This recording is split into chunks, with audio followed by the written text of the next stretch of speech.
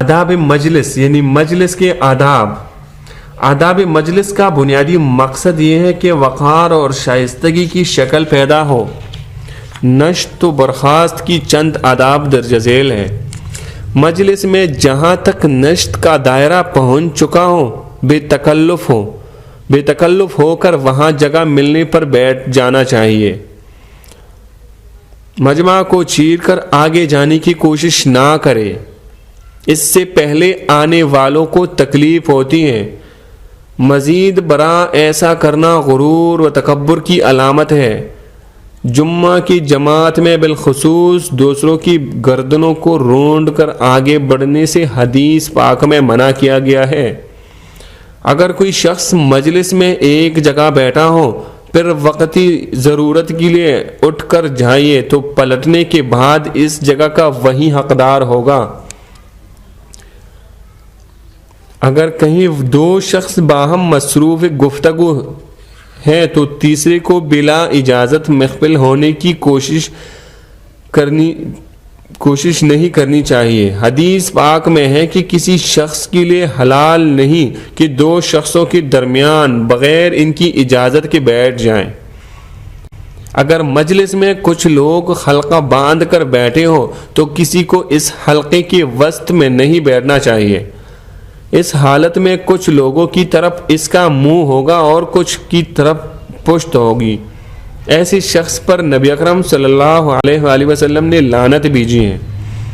مجلس میں اگر لوگ بیٹھے ہیں تو بعد میں آنے والوں کو جگہ ہونے کے باوجود کھڑے رہنا منع ہے. مجلس میں جو جگہ معزز ہو از خود وہاں بیٹھنے کی کوشش نہ کی جائے. حدیث پاک میں آتا ہے کہ اپنے بھائی کی معزز جگہ پر اس کی اجازت کے بغیر کوئی نہ بیٹھے. کسی کو اس کی اجازت سے اٹھ کر خود نہیں بیٹھنا چاہیے. حدیث پاک میں ہے کہ بیٹھنے والوں کو چاہیے کہ آنے والوں کو جگہ دینے کے لیے مجلس کشادہ کر لے. ارشاد باری تعالیٰ ہے یا ایھا الذین آمنوا اذا قیل لکم تفسحوا فی المجالس فافسحوا یفسح اللہ لکم واذا قیل انشزوا فانشزوا. اے ایمان والو، جب تم سے کہا جائے کہ مجلسوں میں دوسروں کے لیے گنجائش پیدا کرو تو گنجائش پیدا کر دیا کرو. اللہ تمہارے لیے وسعت پیدا کرے گا. اور جب کہا جائے کہ اٹھ جاؤ تو اٹھ جاؤ. مجلس میں سب لوگ متفق نہ بیٹھے بلکہ مل کر بیٹھیں. جب کوئی مسلمان بھائی تمہارے پاس آئے تو جگہ ہونے کے باوجود اس کے لیے اکرام کے لیے ذرا سا کسک جاؤ. عورتیں بھی اس کا خیال کرے کہ جب کوئی عورت آئے تو اس کے لیے اپنی جگہ سے ذرا سا کسک جائیں.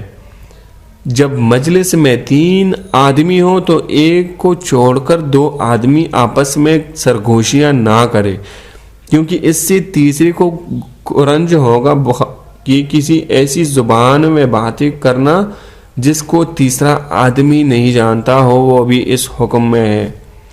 انسان پر سب سے زیادہ اثر صحبت کا پڑتا ہے، اس لیے ہمیشہ نیک لوگوں سے مجلس رکھنی چاہیے. ایک مثل مشہور ہے کہ اگر کسی کی اخلاق کا پتہ لگانا چاہو تو اس کی دوستوں کے اخلاق کا پتہ لگاؤ. حدیث پاک میں آیا ہے آدمی اپنے دوست کی دین پر ہوتا ہے. اس لیے ہر شخص کو دیکھ لینا چاہیے کہ وہ کس سے دوستی کرتا ہے. ایک اور حدیث میں ارشاد ہوا ہے کہ اچھے اور برے ہم نشین کی مثال اتار اور لوہار کی سی ہیں. یعنی اتار کے پاس بیٹھنے سے اول تو اس کی بٹی کی آگ سے کپڑے جلیں گے، ورنہ کم از کم دھواں اور سیاہی تو ضرور ملے گی. برے دوست سے دوستی کر کے اپنے نسب کو دمبا نہ لگائے. کڑوی کھوی کبھی میٹھی نہیں ہوتی، چاہے لاکھوں من گڑ ڈالے. کوی کی بچے ہنس نہیں بن سکتے، چاہے موتی ہی جگتے پھرے.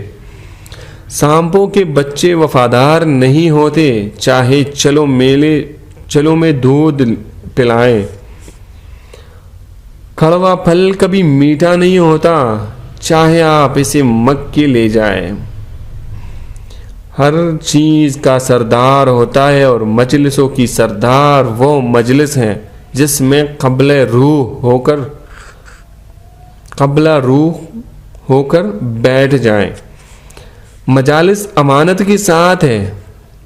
مجلس میں جو بات سنی اس کا دوسری جگہ نقل کرنا امانت داری کی خلاف اور گناہ ہے۔